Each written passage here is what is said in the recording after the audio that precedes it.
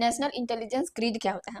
मान लीजिए मेरे घर में कोई मेहमान आया और 3 लोग होते नहीं है, सबको बोला गया कि चाय बना दो, कोई चाय बना नहीं रहा है, वो बोल रहा है मेरा दान थोड़ी है, वो बोल रहा है मेरा दान थोड़ी है, अरे भाई घर में आदमी आया चाय बना के दो, कोई नहीं दे रहा बना के। अब क्या हुआ, बेइज्जती हो गया। अब हम लोग प्रिपेयर हो गए, अब बेइज्जती हो गया। उसके बाद जो घर का बड़ा था वो ये सोचा कि अब से घर में जब भी कोई बड़ा आएगा तो कोई नहीं उसको अढ़ाएगा काम, ना वो उसको अढ़ाएगा काम। जिसको बोला गया है अगर वो उपलब्ध नहीं है तो दूसरा उसके बदले में काम कर देगा, चाय बना के मेहमान को दे देगा। इमरजेंसी पड़ गया है तो सब लोग मिलकर काम करेंगे ना, वो उसको अढ़ा रहा है वो उसको अढ़ा रहा है, बहुत दिक्कत हो जाता था। तो सबका ग्रिड बना दिया गया कि भाई बड़की हो छोटकी हो जो भी गोतनी हो सब साथ में मिलकर काम करेगा। कोई बाहर से गेस्ट आएगा तो सब लोग मिलकर उसको खाना बना के देगा, ई का तुम्हारा दान उसका दान, ठीक है। उसी तरह से ना दिक्कत हो जा रहा था जब 2008 में 26/11 का अटैक हुआ मुंबई, तो दिक्कत हो जा रहा था, वो पुलिस उधर भाग रहा है वो उधर भाग रहा है। तो उस समय बहुत के बाद से फिर ये विचार लाया गया कि एक ऐसा सिस्टम बनाया जाए जहाँ पे सारा का सारा खबर रहेगा आदमियों का, जो आम जनता है उनका सारा खबर रहेगा, पुलिस लोग आपस में मिलकर काम करेगा, सीबीआई साथ में रहेगा, और इस तरह से हम लोग जो है आने वाला जो खतरा रहेगा आतंकवादियों से उससे बच सकते हैं। तो इसलिए नेशनल इंटेलिजेंस ग्रिड को लाया गया आतंकवाद से बचने के लिए। 2009 में बना था और रियल टाइम इन्फॉर्मेशन देता है, यानी कि अगर उसमें का पुलिस बोल दिया कि हमको अभी इन्फॉर्मेशन चाहिए इस आदमी के बारे में, वो निकाल के देगा,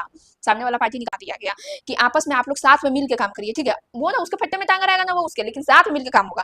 जैसे कि मान लीजिए हम लोग जो कटम कुटम खेलते हैं ये ग्रिड हो गया, इसको ग्रिड बोलेंगे। तो यहाँ से ऐसे सर्कल कर दिया, हम जीत गए, मैं जीरो था।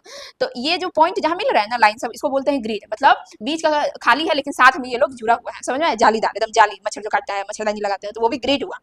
और ये जो ग्रिल लगा रहता है, ग्रिल में देखिए ऐसे करके लोहा लगा रहता है, ऐसे ऐसे करके उसमें लोहा लगा रहता है ना, तो ये भी क्या है, ग्रिड है, लोहा का ग्रिड है।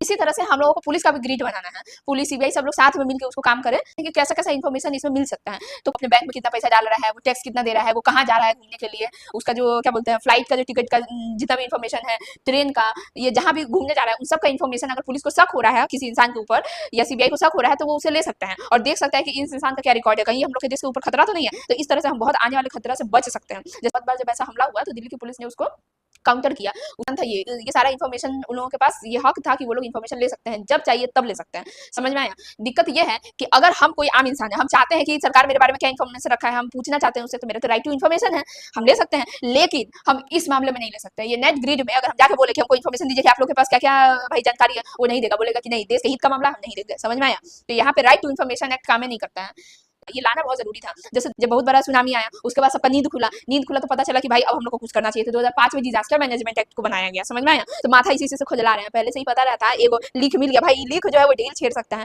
तो उसको फटाक से निकाल के फेंको, तुम्हारा बच जाएगा, माथा में लीक नहीं छेड़ेगा। उसी तरह से है, जब लीक गवर्नमेंट में क्या होता है, जब लीक छेड़ देता है ना तब उनको याद आता है यार अब ढीला का गिला के निकालना पड़ेगा, नहीं तो ये पूरा माथा में रखा जाएगा। समझ में आया? तो इस तरह से काम होता है।